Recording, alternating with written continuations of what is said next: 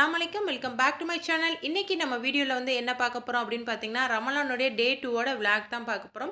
இந்த டே 2 அன்னைக்கு இஃப்தார்லேருந்து ஜஹர் வரைய வந்து நான் எந்த மாதிரி வேலைகள் பார்க்குறேன், எந்த மாதிரி ஃபுட் வந்து ரெடி பண்ணுறேன் அப்படின்றத வந்து உங்கள் கூட வந்து ஷேர் பண்ணியிருக்கேன். மறக்காமல் வந்து ஸ்கிப் பண்ணாமல் பாருங்கள். ஆல்ரெடி வந்து டே 1 அன்னைக்கு விளாக் வந்து நான் அப்லோட் பண்ணியிருக்கேன். பார்க்காதவங்களுக்கு கீழே வந்து லிங்க் தரேன், செக் பண்ணி போய் பாருங்கள். இப்போ வாங்க வீடியோக்குள்ளே போகலாம். வீடியோக்குள்ளே போகிறதுக்கு முன்னாடி அனிஷ்னா கிச்சனை சப்ஸ்கிரைப் பண்ணாதவங்க சப்ஸ்கிரைப் பண்ணிக்கோங்க. பக்கத்தில் இருக்க பெல் பட்டனை கிளிக் பண்ணிக்கோங்க. அப்போ தான் நான் போடுற ஒவ்வொரு வீடியோ உங்களுக்கு நோட்டிஃபிகேஷனாக வரும். இப்போ வாங்க நம்ம வீடியோக்குள்ளே போகலாம். நம்ம ஃபஸ்ட்டு வந்து நோம்பு குஞ்சு ரெடி பண்ணிக்கலாம். அதுக்கு வந்து ஒரு பவுலில் வந்து 1.5 கப் அளவுக்கு பச்சரிசி சேர்த்துருக்கேன். 1/2 கப் அளவுக்கு பாசிப்பருப்பு சேர்த்துக்கலாம். இதை வந்து நல்லா தண்ணி ஊற்றி 2 டைம் வந்து வாஷ் பண்ணிடுங்க. அதுக்கப்புறம் வேறு தண்ணி ஊற்றி ஒரு 1/2 மணி நேரம் ஊறட்டும். அப்போ தான் வந்து நோம்பு கஞ்சிக்கு வந்து நல்லாயிருக்கும். இந்த ஊறின அரிசி இருந்தால் தான். இப்போ இது தனியாக இருக்கட்டும். நான் இது செய்யும்போது பார்த்தீங்கன்னா மணி வந்து 3 மணி. ஊற வைக்கிறது வந்து 1/2 மணி நேரம் இருக்கிறதுனால வந்து 3:30 மணிக்கு பார்த்தீங்கன்னா இப்போ அரிசி ரெடி ஆகிருக்கு. காய் வந்து கேரட்டு, அதுக்கப்புறம் புதினா ரெடி பண்ணி வச்சுருக்கேன். சின்ன வெங்காயம், இஞ்சி, பூண்டு, அதுக்கப்புறம் காரத்துக்கு பச்சை மிளகா எடுத்திருக்கேன். இப்போ தாளிச்சுக்கலாம் வாங்க. ஒரு குக்கர் எடுத்திருக்கேன். ப்ரெஷர் குக்கரில் வந்து 3 டேபிள் ஸ்பூன் அளவுக்கு நல்லெண்ணெய் சேர்த்துக்கலாம். ஆயில் ஹீட் ஆனதுக்கப்புறம் பட்டை, கிராம்பு, ஏலக்காய் சேர்த்துட்டு இது கூடவே வந்து 1/4 டீஸ்பூன் அளவுக்கு வெந்தயம் சேர்த்துருக்கேன். வெந்தயம் வந்து சேர்த்ததுக்கப்புறம் கருக விடாமல் பார்த்துக்கோங்க, இல்லாட்டி கசக்கிற மாதிரி இருக்கும்.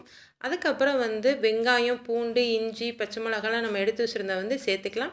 இந்த பூண்டு வந்து கொஞ்சம் நல்லா மசிகிற அளவுக்கு வந்து வேக வச்சுக்கோங்க, அப்போ தான் டேஸ்ட் நல்லாயிருக்கும்.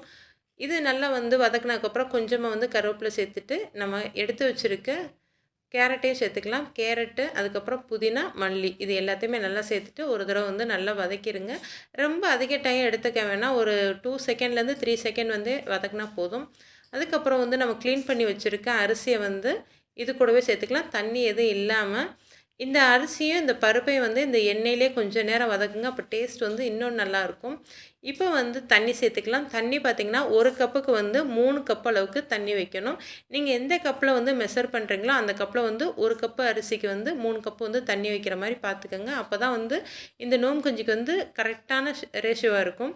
இப்போ இந்த நோம்பு கஞ்சிக்கு தேவையான அளவுக்கு உப்பு சேர்த்துட்டு நல்லா ப்ரெஷர் குக்கரில் வந்து ப்ரெஷர் வச்சு ஒரு 5லேருந்து 6 விசில் விட்டு எடுத்து வச்சுக்கலாம். விசில் அடிக்கிறதுக்குள்ளே வந்து நம்ம போய் ஜெல்லியை ரெடி பண்ணிக்கலாம். நான் இன்றைக்கி எடுத்திருக்க ஃப்ளேவர் வந்து மேங்கோ ஃப்ளேவர் எடுத்திருக்கேன். இந்த பாக்கெட் எல்லாத்தையும் ஒரு பவுலில் கொட்டிட்டு கொஞ்சமாக தண்ணி ஊற்றி கட்டிகள் எல்லாமே எதுவுமே இல்லாமல் கலக்கி வச்சுக்கலாம். எதுக்காக ஜெல்லி ரெடி பண்ணுறோம் அப்படின்னு பார்த்தீங்கன்னா, நம்ம இன்றைக்கி மில்க் ஷேக் வந்து செய்ய போகிறோம். கஸ்டர்ட் மில்க் ஷேக் செய்ய போகிறோம். அதுக்கு வந்து இந்த ஜெல்லி தேவைப்படும். அதுக்காக தான் ரெடி பண்ணுறோம். இப்போ ஒரு பேனில் வந்து 1/2 லிட்டர் அளவுக்கு தண்ணி சேர்த்துட்டு இது வந்து ஓரளவுக்கு கொதிக்க போகும்போது வந்து நம்ம மிக்ஸ் பண்ணி வச்சுருக்க அந்த ஜெல்லி லிக்யூடை வந்து இது கூட சேர்த்துட்டு ஒரு 10லேருந்து 15 நிமிஷம் வந்து நல்லா கொதிக்க விட்டுருங்க. அதுக்கப்புறம் வந்து நம்ம இறக்கிக்கலாம். ரொம்ப நேரம் கொதிக்க வைக்க வேணாம். இப்போ கொதித்ததை வந்து ஒரு பிளேட்டில் வந்து வடிகட்டி வச்சு வடித்து ஊற்றிக்கங்க. அப்போ தான் வந்து அந்த ஜெல்லியில் இருக்க அந்த திப்பி திப்பியாக இருக்கிறதெல்லாம் வந்து ரிமூவ் ஆகும். பிளேட்டில் ஊற்றுனதுக்கப்புறம் வந்து குட்டி குட்டி பபிள்ஸ் இருந்தது அப்படின்னா ஸ்பூனு அல்லது ஃபோர்க் வச்சு ரிமூவ் பண்ணி எடுத்துருங்க. அப்போ தான் வந்து பார்க்குறதுக்கு நல்லாயிருக்கும். அது ரெடி பண்ணி வச்சதுக்கப்புறம் வந்து நோம்பு கொஞ்சம் வந்து சூப்பராக வந்து ரெடி ஆயிடுச்சு. ஃபைனலாக வந்து கொஞ்சமாக வந்து நான் தேங்காய் பால் ஆட் பண்ணிக்கிறேன். கிட்டத்தட்ட வந்து ஒரு 150 ml வந்து தேங்காய் பால் ஆட் பண்ணிக்கிறேன். அப்படி இருந்துமே எனக்கு தண்ணி பத்தலை, அதனால் எக்ஸ்ட்ரா வந்து தண்ணி ஊற்றிட்டு ஒரு 2 கொதி மட்டும் கொதிக்க வச்சுட்டு நம்ம இறக்கி வச்சோம் அப்படின்னா சூப்பரான நோம்பு கொஞ்சம் வந்து நமக்கு ரெடி ஆயிரும். உப்பு காரம்லாம் பார்த்து சேர்த்துக்கங்க. அடுத்ததாக வந்து இப்போ கஸ்டர்ட் மில்க் ஷேக் வந்து எப்படி செய்யலாம் அப்படின்றதான் பார்க்க போகிறோம். இந்த கஸ்டர்ட் மில்க் ஷேக் வந்து சூப்பர் டேஸ்ட்டாக அவ்வளோ நல்லா இருந்தது. நான் ஃபஸ்ட் டைமாக ட்ரை பண்ணேன். டேஸ்ட்டாக இருந்தது. வாங்க இது எப்படி செய்யலான்னு பார்க்கலாம். இதுக்கு வந்து நான் ஃபுல் ஃபேட் மில்க் வந்து எடுத்திருக்கேன். 3/4 லிட்டர் அளவுக்கு எடுத்துக்கோங்க. நீங்கள் வந்து இது காய்ச்சும் போது வந்து நல்லா அடிக்கனமான பாத்திரம் எடுத்துக்கோங்க. நான் இன்றைக்கி வந்து நான்ஸ்டிக் எடுத்திருக்கேன். இதில் வந்து நல்லா வந்து கொதி வரும்போது வந்து இந்த மாதிரி சைடில் உள்ள அந்த பாடையெல்லாம் வந்து கலெக்ட் பண்ணி சேர்த்துக்கோங்க. அது வந்து ரொம்ப அடிப்பிடிக்கிற மாதிரி இருக்கும். அதுக்கப்புறம் வந்து ஒரு 7 டேபிள் ஸ்பூன் அளவுக்கு வந்து சுகர் சேர்த்துக்கிறேன். இந்த சுகர் சேர்த்ததுக்கப்புறம் நல்லா வந்து மிக்ஸ் பண்ணி விட்டுக்கோங்க. சுகர் வந்து நான் கம்மியாக சேர்த்துருக்கிறதுனால வந்து கொஞ்சம் எக்ஸ்ட்ரா வந்து டேஸ்ட்டு அதிகமாக கொடுக்கணும் அப்படின்றதுக்காக வந்து மில்க் மெய்ட் சேர்த்துருக்கேன், கண்டன்ஸ் மில்க்கு.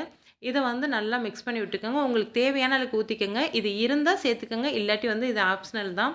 அதுக்கப்புறம் வந்து கஸ்டர்ட் பவுட்ரு வந்து நான் கடையில் வாங்கினது இருந்தது. இதில் வந்து 2 டேபிள் ஸ்பூன் அளவுக்கு ஜில்லுன்னு இருக்க பாலில் வந்து சேர்த்துட்டு நல்லா கட்டிகள் இல்லாமல் வந்து நல்லா வந்து மிக்ஸ் பண்ணி விட்டுக்கலாம். பால் வந்து ஜில்லுன்னு தான் இருக்கணும். ஹீட்டா இருந்தது அப்படின்னா, இது வந்து தெறஞ்சு போன மாரி ஆயிரும். அதனால பால் வந்து ஜில்லுன்னு இருக்க மாரி பார்த்துக்கங்க. இப்ப இந்த மிக்ஸ் பண்ணி வச்சிருக்க இந்த பால வந்து நம்ம கொதிக்கிற பால் கூட வந்து கொஞ்சம் கொஞ்சமா விட்டு கலக்கிக்கங்க. அப்பதான் வந்து கட்டி எதுவும் இல்லாம சூப்பரா வந்து ரெடி ஆகும். இப்ப 10 நிமிஷம் கழிச்சு பார்த்தீங்கன்னா, நல்லா வந்து திக்னஸ் ஆயிருச்சு. இது கூட வந்து நம்ம ஹோம்மேட்ல அரைச்ச பாதாம் பவுடர் வந்து சேர்த்துக்கிறேன். இந்த லிங்க் வேணும் அப்படின்னா, உங்களுக்கு வந்து நான் கீழ டிஸ்கிரிப்ஷன்ல தர்றேன். போய் செக் பண்ணி பாருங்க. மில்க் ஷேக் செஞ்சு வச்சதுக்கப்புறம் வந்து, நம்ம வந்து வீட்லயே அரைச்ச பாதாம் பிசின் வந்து பவுடர் வந்து 1 டேபிள் ஸ்பூனும், சப்ஸா சீட்ஸ் வந்து 1 டேபிள் ஸ்பூன் அளவுக்கு சேர்த்துருக்கேன். இத வந்து தண்ணி ஊத்தி ஊற வச்சுக்கோங்க. ஒரு 5 நிமிஷத்துலயே வந்து டக்குன்னு ஊறிரும் இது வந்து. இது வந்து தனியா இருக்கட்டும் இப்ப. இதுக்கப்புறம் நம்ம செஞ்சு வச்சிருக்க ஜெல்லி வந்து சூப்பரா வந்து செட் ஆயிருச்சு. ஜெல்லி வந்து ஊத்தி வச்சு நீங்க ஃப்ரிட்ஜ்லயே வைக்கலாம், இல்ல ஃப்ரீசர்லயும் வைக்கலாம். ஃப்ரீசர்ல வச்சீங்க அப்படின்னா, உங்களுக்கு 1 மணி நேரத்திலே செட் ஆயிரும். வெளிய வச்சீங்க அப்படின்னா 2 மணி நேரம், 3 மணி நேரம் கூட ஆகும். நான் இப்ப வந்து ஃப்ரீசர்ல வச்சு எடுத்திருக்கேன். சூப்பரா வந்து ரெடி ஆயிருச்சு. இத வந்து குட்டி குட்டியா கட் பண்ணி, இத வந்து தனியா எடுத்து வச்சுக்கலாம் நம்ம. இப்ப இந்த மில்க் ஷேக் வந்து எப்படி ரெடி பண்ணலான்னு பார்க்கலாம். இதுக்கு வந்து ஒரு கிளாஸ் எடுத்திருக்கேன். இதில வந்து 1/2 கிளாஸ் அளவுக்கு மட்டும் மில்க் ஷேக் ஊத்திக்கோங்க. நம்ம அந்த கஸ்டர்ட் மில்க் ஷேக் வந்து ஊத்திக்கோங்க. இதுக்கு மேல வந்து நம்ம கட் பண்ணி வச்சிருக்க ஜெல்லிய வந்து உங்களுக்கு தேவையான அளவுக்கு ஆட் பண்ணிக்கோங்க. இது கூடவே வந்து நம்ம ஊற வச்சிருந்த சப்ஸா சீட் வந்து சேர்த்துக்கலாம். அதுக்கப்புறம் வந்து பாதாம் பிசின் வந்து உங்களுக்கு தேவையான அளவுக்கு அதையும் சேர்த்துட்டு, ஃபைனலா வந்து கொஞ்சமா வந்து வீட்லயே அரைச்ச பாதாம் பொடி வந்து இருக்குது. அதையும் சேர்த்துக்கிறேன் நானு. உங்களுக்கு ஏத்த மாரி நீங்க வந்து டெக்கரேட் வந்து எப்படி வேணாலும் பண்ணிக்கலாம். இது ரெடி பண்ணதுக்கப்புறம் வந்து இஃப்தார் டைம் வந்துருச்சு. 6:32க்கு தான் வந்து எங்களுக்கு அன்னைக்கு இஃப்தார் டைமா இருந்தது. அல்ஹம்துலில்லாஹ் நல்லபடியா வந்து நோன்பு தொறந்தாச்சு. நோன்பு தொறந்து முடிச்சுட்டு தொழுதுட்டு ரெஸ்ட் எடுத்தாச்சு. இப்போ மணி வந்து 9 மணி ஆகுது. கிச்சன் வந்து இப்படி தான் இருக்கு. இன்னும் வந்து ஜஹருக்கு வந்து நான் சமைக்கவே இல்ல. கிச்சன முதல்ல வந்து கிளீன் பண்ணிரலாம். கிளீன் பண்ணி முடிச்சதுக்கப்புறம் மணிய பார்க்குறேன் 9:40 ஆயிருச்சு. இப்போ போய் கிச்சன பார்க்கலாம் எப்படி இருக்கு அப்படின்ட்டு. கிச்சன ஒரு வழியா வந்து நீட் பண்ணியாச்சு. இனிமேல் தான் வந்து சமைக்க போறேன். அதுக்குள்ள வந்து ஃபுல்லா நீட் பண்ணிட்டு உள்ள போனா தான் வந்து ஒரு நல்ல ஃப்ரெஷ்ஷா இருக்கும் அப்படின்றதுக்காக தான் வந்து ஃபர்ஸ்ட்டு ஃபுல்லாமே நீட் பண்ணிட்டேன். எப்படி இருக்கு அப்படின்றத சொல்லுங்க. க்ளீன் பண்ணி முடிச்சுட்டு கொஞ்ச நேரம் ரெஸ்ட் எடுத்துல மணி வந்து 10:30 ஆயிருச்சு. அதுக்கப்புறம் வந்து ரொம்பவே சிம்பிளா வந்து சகருக்கு ரெடி பண்ண போறேன். என்னன்னு பார்த்தீங்கன்னா, சாம்பார் தான் வைக்க போறேன். இந்த சாம்பார் வந்து கொஞ்சம் டிஃப்ரெண்ட்டா வந்து ரெடி பண்ணியிருக்கேன். எப்படி பண்ணலாம் அப்படின்னு பார்க்கலாம். இதுக்கு வந்து ஒரு ப்ரெஷர் குக்கர்ல வந்து பாசிப்பருப்பு 50 எடுத்து நல்லா க்ளீன் பண்ணிட்டு வச்சுருக்கேன். இதில வந்து பாதி அளவுக்கு வெங்காயம், சீரகம் கொஞ்சமா, ஒரு 5 பல்லு பூண்டு, 2 தக்காளி சேர்த்துருக்கேன் இது கூட.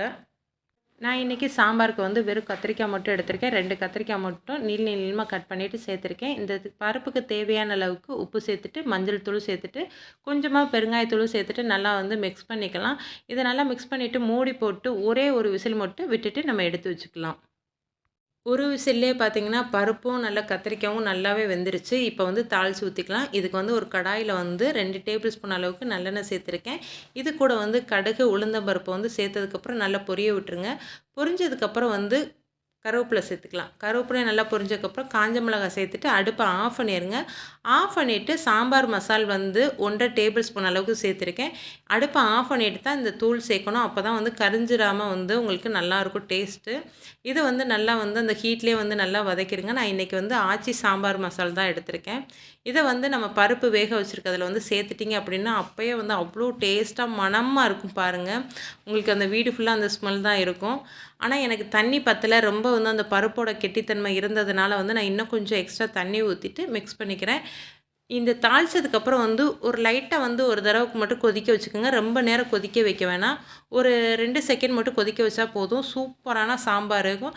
நான் ஃபஸ்ட் டைம் ட்ரை பண்ணியிருக்கேன். ஆனால் டேஸ்ட் வந்து அவ்வளோ நல்லா இருந்தது ஜஹருக்கு சாப்பிட்றதுக்கு. பாருங்கள் நல்ல கலராகவும் நல்ல டேஸ்ட்டாகவும் இருந்தது. கண்டிப்பாக வந்து நீங்கள் ட்ரை பண்ணி பாருங்கள். இப்போ வந்து மூடி போட்டு நம்ம வச்சிடலாம். இதுக்கு அடுத்து ஜஹருக்கு வந்து என்ன ரெடி பண்ணியிருக்கேன் அப்படின்னு பார்த்தீங்கன்னா வந்து இன்றைக்கி மிளகு ரசம் வச்சுருக்கேன். அடுத்ததாக வந்து முதல் நாள் வச்ச மட்டன் கறி வந்து எனக்கு எக்ஸ்ட்ராவே கொஞ்சம் இருந்தது. அதை வந்து சூடு பண்ணி அதையும் தனியாக இருக்கட்டும் அப்படின்ட்டு எடுத்து வச்சாச்சு. இப்போ வந்து மணி வந்து 10:45 11 மணி ஆயிடுச்சு. இப்போ வந்து ரைஸ் வச்சோம் அப்படின்னா கரெக்டாக இருக்கும் அப்படின்றதுக்காக வந்து நான் ரைஸ் வச்சுட்டேன். எனக்கு இந்த ரைஸ் குக்கர் வந்து ரொம்பவே யூஸ்ஃபுல்லாக இருக்குது. நான் 11 மணிக்கு வச்சுட்டு படுத்தேன் அப்படின்னா, நான் 3 மணிக்கு 3:30க்கு எந்திரிச்சு சாப்பிடும்போது வந்து அப்படியே வந்து ஹீட்டாகவே இருக்குது. நம்ம ஹாட் பேக்கில் இருந்தால் கூட கொஞ்சம் வந்து சூடு கம்மியாக இருக்கும். ஆனால் இதில் வந்து அப்படி நல்ல சூடாகவே இருக்குது. பரவாயில்ல, எனக்கு ரொம்ப ஹெல்ப்ஃபுல்லாக இருந்தது. இது இப்போ ரீசெண்டாக தான் வாங்கியிருந்தோம். ஆனா எப்படி இருக்குமோ அப்படின்னு யோசிச்சோம். ஆனா சூப்பரா ஒர்க் ஆகுது. இதுக்கப்புறம் நாங்க போய் படுத்துட்டோம். நாங்க சஹருக்கு எந்திரிச்ச டைம் பார்த்தீங்கன்னா 3 மணி ஆயிருச்சு. எந்திரிக்கவே முடியல. லேட்டா படுத்ததுனால. ஆனா எல்லாமே ரெடியா இருந்ததுனால வந்து லைட்டா மட்டும் சூடு பண்ணிட்டு அப்படியே வந்து எடுத்துட்டு வந்து உட்காந்தாச்சு. டைம் ஆயிருச்சு அப்படின்னு சொல்லிட்டு. இந்த டயத்துல வந்து சாப்பிடவே முடியல. ரொம்ப உள்ள தள்ளி கஷ்டப்பட்டு உள்ள இறக்குற மாதிரி இருந்தது. எப்படியாவது சாப்பிட்டுட்டு நோன்பு வைக்கணும் அப்படின்றக்காக டக்கு டக்குன்னு சாப்பிட்டு முடிச்சாச்சு. சாப்பிட்டு முடிச்சுட்டு சரி கொஞ்சமா வந்து பால் குடிக்கலாம். சாப்பாடு தான் உள்ளே இறங்கலேன்னு சொல்லிட்டு பால் குடிக்கலான்ட்டு பால் அடுப்பில வச்சுருக்கேன். மணி பார்த்தீங்கன்னா 4:19 ஆயிருச்சு. டைம் வந்து 4:41க்குலாம் நோன்பு வச்சு முடிக்கணும். அதனால் டக்கு டக்குன்னு பூஸ்ட்டை போட்டு டக்குன்னு குடிச்சு முடிச்சாச்சு. குடிச்சு முடிச்சுட்டு தொழுதோம். நியத்து வச்சோம். நியத்து வச்சு முடிச்சுட்டு தொழுதுட்டு கொஞ்ச நேரம் வந்து குர்ஆன் ஓத ஆரம்பிச்சாச்சு. குர்ஆன் ஓதுனா அந்த டைம் வந்து அப்படியே வந்து ஓடிட்டே இருந்தது. அதுக்கப்புறம் 6:15 6:45 இருக்கும். அந்த டயத்துல தான் போய் தூங்க போனோம். இன்னைக்கு வந்து பார்த்தீங்கன்னா, சஹிக்கு வந்து ஸ்கூல் இருந்தது. மஹிக்கு வந்து லீவ் விட்டுட்டாங்க. ஆனா, சஹிக்கு வந்து இன்னைக்கு ஒரு நாள் மட்டும் ஸ்கூல் இருக்கு அப்படின்ட்டாங்க திங்கட்கிழமை. அதனால சஹி மட்டும் கிளம்பிக்கிட்டு இருக்காங்க. வேகமா வந்து ஸ்கூலுக்கு கிளம்பி அவங்களுக்கு வந்து சாப்பாடு கிடையாதுன்றதுனால, நோம்போட கிளம்புறதுனால வந்து சாப்பாடு லஞ்ச் பேக் எதுவும் இல்லைன்றதுனால, குளிச்சுட்டு அவங்க வந்து டக்கு டக்குன்னு பெறப்பிட்டாங்க. இப்ப நான் தான் போய் அவங்கள வந்து ஸ்கூல்ல வந்து விட போறேன். ஓகே ஃப்ரெண்ட்ஸ், இந்த வீடியோ உங்களுக்கு பிடிச்சிருக்கும்னு நம்புறேன். இந்த வீடியோ உங்களுக்கு பிடிச்சிருந்தா லைக் பண்ணி, ஷேர் பண்ணி, கமெண்ட் பண்ணுங்க. மறக்காம அனீஸ்னா கிச்சனுக்கு சப்ஸ்கிரைப் பண்ணிக்கங்க. ஓகே ஃப்ரெண்ட்ஸ், பாய்.